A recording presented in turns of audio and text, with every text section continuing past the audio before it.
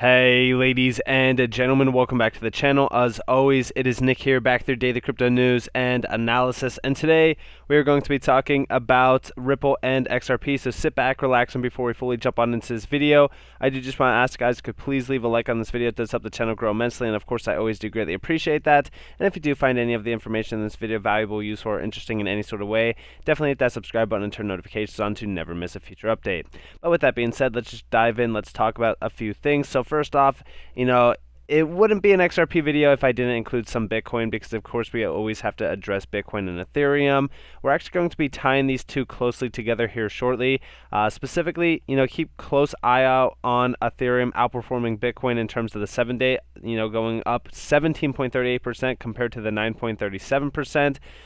In terms of trading volume, we're only trailing behind Bitcoin by about like $10.3 billion. So it's not too bad, and I actually shouldn't say 10.3. It's like actually more like $10.8 billion, sorry. But overall, Ethereum is doing fairly well, especially compared to Bitcoin. I am watching XRP, of course, up 8.36%. A lot of my altcoin holdings are actually up today. I have not sold any altcoin holdings at all. Still holding strong, of course, for the last major stretch in this bull run. We're going to be addressing that. We're going to be talking about that. So let's just dive in and let's talk about that real quick. So first off, I follow up with this chart here. Ethereum looks parabolic against Bitcoin. Pretty much what I just told you guys, right?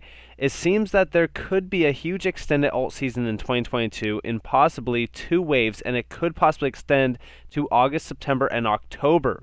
Will a flippening happen? And here is the Ethereum Bitcoin chart. Of course, there's the 4236 Fibonacci extension, and that is pretty much the key one to really watch for. It's usually the one that gets targeted almost nearly all the time, and if we do hit that, we're pretty much looking at about 15.9 here, or I should say 0.159, sorry. Now, and this is between like 15.9 to like 17, by the way. And of course, we go all the way back to 2017, 2018. Here's that 4236 being targeted yet again. 13.3 was the point back then, but of course, a lot of things have changed since then. And we do see a few targets here. We see September, pretty much being the main focus point for us to hit that target yet again. So could we be seeing a bull run all the way to pretty much September? Pretty much would repeat the bull run that we've seen from about 2021, the beginning, all the way to about May. And of course, we do see here, will the flippening happen? The flippening could be a sell/top signal, 0.156 resistance, 0.159 flippening, 0.17 Fibonacci target. If this happens, I think it could be a short fake out to hit the 4236 Fibonacci to dump directly afterwards. Could be a peak euphoria for alts. And yes, if we are talking about this, right? We look back more so on the money flow chart for alt season. Of course, this would be phase 2. AKA Ethereum outperforming Bitcoin and talks of flippening. I'm not saying that this tweet is fueling that. I'm just saying this is pretty much what will happen. Even going back to 2017, 2018, we've seen the same thing exact, to the T. Like I said, we showed you that 4236 right here in 2017 and 2018 being targeted perfectly. Again, if that does happen, we will pretty much enter into phase 2 where we will see a ton of money flowing through alts. It's going to be a very exciting year to say the least, especially if we're talking about XRP. If we are talking about XRP, we have some major high targets to be targeted, aka that $8 to $13 range. Some people are calling, 10 to 15. I have said 10 to 15 multiple times. And this chart goes all the way back to March of 2021, by the way. Here's that major wave 5. Of course, this did not happen according to their plan, but, we have been targeting these, levels for a very, very long time. A lot of these predictions, like I said, even over here, yep, this didn't age well as most of, the so-called TA guys' price predictions. Honestly, if we're talking about the wave 5, I wouldn't consider this overall chart being a whole wave 5 in, a zoomed out stage. Honestly, $10 to $15 could easily be targeted by the end of this bull run. But if we're talking more so about September, we could range on until then, targeting those points. And again, I have not given up on the overall wave 5 for XRP, similar to other individuals we even see here. So even if we've been, the contrary wind, muddy ground, stupid dinosaurs, this is what the math tells us. pretty much does. I mean, even in terms of TA, like TA only goes so far in this game. But in general, if we're talking about some high price targets for XRP, I do believe that they are in store. But let's talk about some juiciness, aka CBDC talks and stuff. So first off, if you guys were here during the video from, I want to say 2 days ago now, Ripple cozies up to the UK regulators. I don't know why I said it like that. Amid global payments push. Again, this is talking more so about that partner with Modular. Now, the best part about this is that I did, report on this partnership, but we didn't have this article to really kind of report with. We actually see here, we are looking to solve a very specific problem in the market. And of course, in our approach, we want to work with the system, including ecosystem partners, governments, and regulators.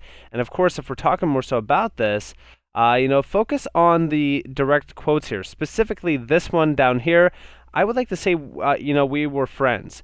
Here in the UK and many places around the world, we are working very, very closely with central banks and government regulators. Again, if we're talking more so about Ripple and XRP, yeah, they are working with CBDCs. They're working with these major central banks on CBDCs. They're working with these major financial institutions as well. Don't take my word for it, though. We go back to September 22nd, Royal Monetary Authority of Bhutan, Ripple partnered to pilot CBDC using private blockchain. And again, I'm just saying, we see here, building atop its current payments infrastructure, the RMA will pilot retail, cross-border, and wholesale payment use cases for digital Negaltrum, I'm hoping that I'm saying that right, in phases using Ripple's sustainable blockchain technology. Doing so will help accelerate its mission to increase financial inclusion in Bhutan by 85%, until like 2023. That's pretty much when they will hit that target point.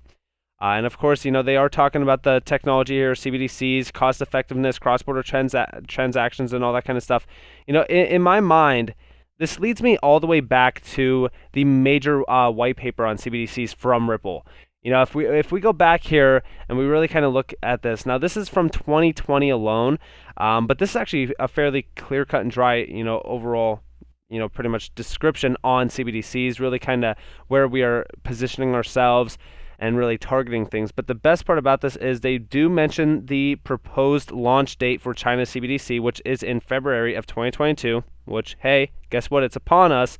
This is a huge threat to the U.S., dollar's position as a dominant global reserve currency. We are also seeing, Facebook's announcement of their digital coin, which we've seen was a huge disaster.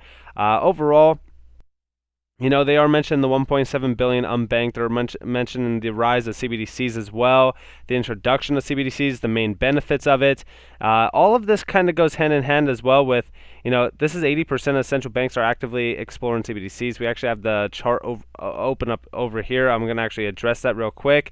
But we do see here, the major things for success. We actually see here the barriers for it. All this is talking more so about stability, interoperability, sorry, I couldn't even think. If CBDCs are cheaper, faster, more secure for users, we should explore it. If it's going to contribute to better monetary sovereignty, better autonomy, we should explore it. If it's going to facilitate cross-border payments, we should explore it. And this is coming from the president of the European Central Bank. Okay? I'm just saying, this is all it's all connected at the heart of course, RippleNet. The reason why I say this is because Ripple's already positioned around the world, especially in the European zone, for a lot of this stuff.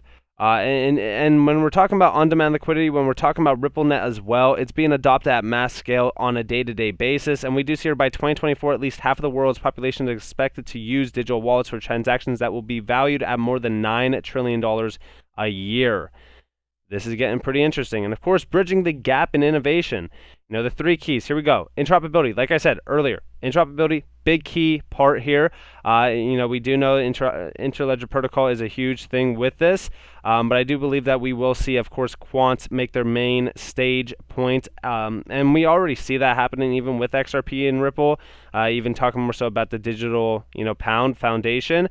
So, pay attention to that. And we do see here every CBDC, will need to have some basic level of interoperability built into it from day one. Of course, public and private partnerships, neutral bridge currencies. Of course, this is where XRP makes its big, overall stage presence being the reserve, aka neutral bridge currency. We do see here one example of a neutral bridge is a digital asset XRP, which can be used to bridge two different currencies quickly and efficiently. A neutral bridge asset can support healthy alternative liquidity markets that will allow for frictionless and cost-effective value movement between various CBDCs in real time. And of course, when we are talking about the main players here, Ripple is at the heart of this. They have been building this forever. I do believe that Ripple is going to make a huge presence in this space for this. And of course, we do go back to November. Of course, Republic of Palau. I know that a lot of people continue to tell me that I'm saying it wrong. I apologize. Partners with Ripple to develop digital currency strategy. And of course, this is all focused on CBDCs being built on the XRP ledger as well for this. Guys, pay attention to what is happening within the Ripple scene. I know that we've talked about this, and I know that we have addressed some of these, but things are ramping up around the globe. And of course, in terms of the Digital Pound Foundation, pay attention to the 24th. I know that I just said this 2 times now this week, but you need to pay attention to this stuff because it's all connected to everything that we've been reading.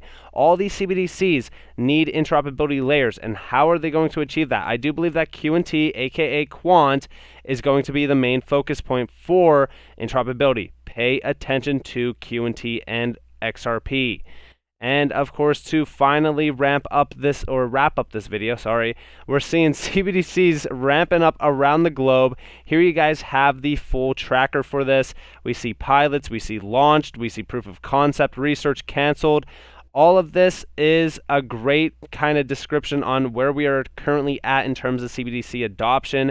I do believe that we are going to see a lot more of this get to the point of piloting and then aka launching as well. Honestly, in terms of a lot of these pilots too, a lot of them are kind of choosing Ripple and also other, blockchain technology companies as well.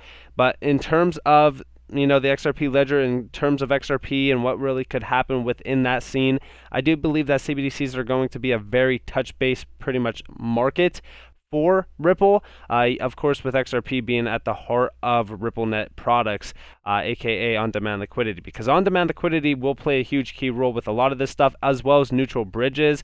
Don't take my word for it. Take, of course, the white paper for it. It really kind of breaks this down in terms of the neutral bridge currencies with this. Trust me when I say this.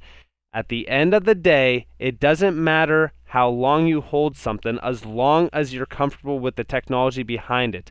It doesn't mean that you have to hold it and not make money. Trust me, you could be unbiased and have a diverse portfolio, but XRP long term is going to be an easy success. Even short term though, we're going to make a ton of money. $10 to $15 is a fairly good point for me, of course, to sell and take my profit and then of course reinvest during the bear market. We are not yet in a utility driven market. If anybody's telling you that, we're going to a utility driven market by 2023 or so, I truly believe that they are idiotic. And the reason why I say that is because we are still in a Bitcoin market. We're still in the bull and bear market until we see Bitcoin break down below 25% and lose its 1/4 of a dominance level over this market. We are not in a utility driven market. But trust me when I say this, it is nearing day by day by day. But with that being said, I hope that you guys enjoyed this video. If you guys did, definitely leave a like, subscribe to notifications on if you guys want more free content. You guys are more than welcome to follow me on Twitter and join the free Discord down in the description below. As always, I hope that you all have a beautiful day or a beautiful night wherever you guys are in this video. This has been Nick. Peace out, guys.